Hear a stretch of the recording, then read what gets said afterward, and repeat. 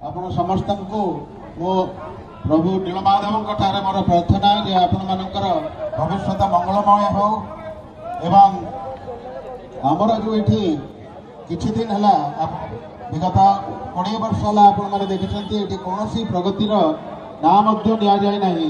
ତାହା କେମିତି ପୁଣି ଥରେ ଆରମ୍ଭ ହେବ ସେହି ପ୍ରକ୍ରିୟା ଆଜିଠୁ ଆରମ୍ଭ କରିବା ବୋଲି ମୁଁ ଭାବୁଛି ଆପଣମାନେ ସଂକଳ୍ପବଦ୍ଧ ହେବେ।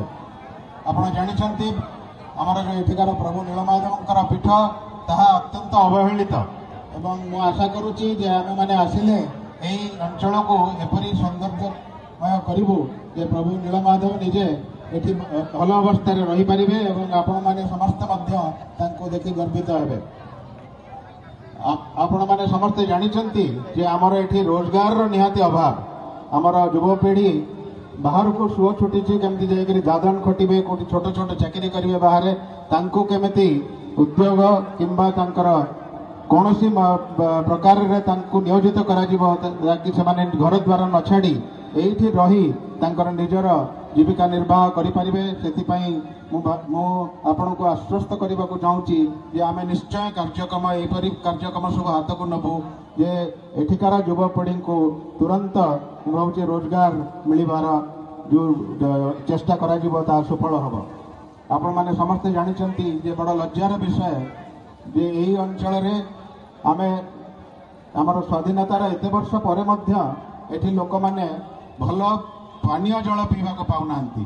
ଏହି ଅଞ୍ଚଳରେ ଯେଉଁ ଫ୍ଲୋରାଇଡ୍ ମିଶ୍ରିତ ପାଣି ପିଇକିରି ଲୋକଙ୍କର କିଡନୀ ଖରାପ ହେଇଯାଉଛି ଏବଂ ସେମାନେ ବହୁତ ଦୁର୍ଭାଗ୍ୟର ଶିକାର ହେଉଛନ୍ତି। ତେଣୁକରି ଆମର ଆପଣମାନଙ୍କୁ ଏହି ଆଶ୍ୱାସନା ଯେ ଖୁବ୍ ଶୀଘ୍ର ଆସିବା ମାତ୍ରେ ହିଁ ଆପଣଙ୍କୁ ଯେମିତି ଭଲ ପାଣି ଦିଆଯାଇପାରିବ ତାର ବ୍ୟବସ୍ଥା କରାଯିବ। ଆପଣଙ୍କର ଆଉ ଗୋଟିଏ ସମସ୍ୟା ହେଉଛି ଏଠି ଯେଉଁ ନଈ ବଢ଼ିରୁ ଉପଦ୍ରବରୁ ଆପଣମାନେ ବଞ୍ଚିତ ହେବା ପାଇଁ ଆପଣଙ୍କର ଯେଉଁ ନଦୀ ବନ୍ଧ ତାର କେମିତି ପୁନରୁଦ୍ଧାର କରାଯିବ, ତାକୁ ଦୃଢ଼ କରାଯିବ। ଆଉ ଆପଣମାନେ ଯେଉଁ ବାରମ୍ବାର ପାଣି ପଶି ଆପଣଙ୍କ ଗାଁମାନଙ୍କରେ ଆପଣଙ୍କର ଫସଲ ହାନି ହେଉଛି, ଆପଣଙ୍କର ଜୀବନ ହାନି ହେଉଛି, ଆପଣଙ୍କର ଘରଦ୍ୱାର ଭାସି ଯାଉଛି, ତାହା କିପରି ବନ୍ଦ ହେବ। ଏହିପରି ଅନେକ ସମସ୍ୟା ଏହି ଅଞ୍ଚଳର ଅଛି। ମୁଁ ଭାବୁଛି ଯେ ଆମ କୃଷକ ଭାଇମାନଙ୍କର ଖାସ କରି ଏଠି ଅନେକ ଅସୁବିଧା, ଜଳସେଚନର ଅସୁବିଧା, ଆପଣଙ୍କର ମାର୍କେଟିଂ ପାଇଁ ଅସୁବିଧା। ତେଣୁକରି ଏହି ସବୁର ଆମେ ଅନୁଧ୍ୟାନ କରି କିପରି ସୁଚାରୁ ରୂପେ ତାକୁ ଖୁବ୍ ଶୀଘ୍ର ତାକୁ ତ୍ୱରାନ୍ୱିତ କରି ଏହି ଅଞ୍ଚଳର ଆମେ ଉନ୍ନତି ପାଇଁ ଯେତେ ପଦକ୍ଷେପ ନେଇପାରିବୁ ତାହା ତୁରନ୍ତ ନିଆଯିବ ବୋଲି ମୋର ଆଶା ଓ ବିଶ୍ୱାସ। ଆପଣମାନେ ସମସ୍ତେ ଏଠି ଆସିଛନ୍ତି ଆମର ପ୍ରିୟ ମନ୍ତ୍ରୀ ଶ୍ରୀ ଧର୍ମେନ୍ଦ୍ର ପ୍ରଧାନ ମହୋଦୟଙ୍କୁ ଶୁଣିବା ଲାଗି।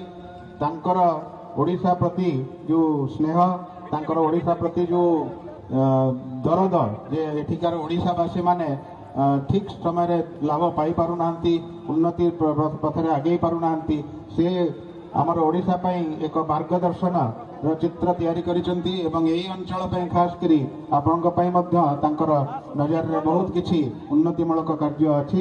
ମୁଁ ଆଉ ଆପଣଙ୍କର ତାଙ୍କ ମଧ୍ୟରେ ବିଶେଷ ବାଧକ ହେବାକୁ ଚାହୁଁନାହିଁ।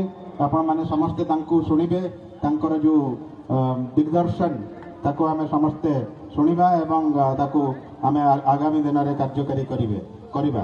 ମୁଁ ଆପଣଙ୍କୁ ପୁଣି ଥରେ ଅନୁରୋଧ କରିବି ଯେ ଆପଣ ବହୁ ସଂଖ୍ୟାରେ 23 ତାରିଖରେ ଆସି ମୋଦି ସରକାରଙ୍କ ହାତ ସୁଦୃଢ଼ କରିବା ଲାଗି ଏଠିକାର ସାଂସଦଙ୍କୁ ଏବଂ ଆମର ଓଡ଼ିଶାରେ ବିକାଶର ପଥକୁ ଆଗେଇ ନେବା ଲାଗି ଆମର ବିଧାୟକ ପ୍ରାର୍ଥୀଙ୍କୁ ବହୁ ସଂଖ୍ୟାରେ ଆସି ଭୋଟ ଦେବେ ଏବଂ ଜୟଯୁକ୍ତ କରାଇବେ। ଧନ୍ୟବାଦ। ବନ୍ଦେ ମାତରମ୍।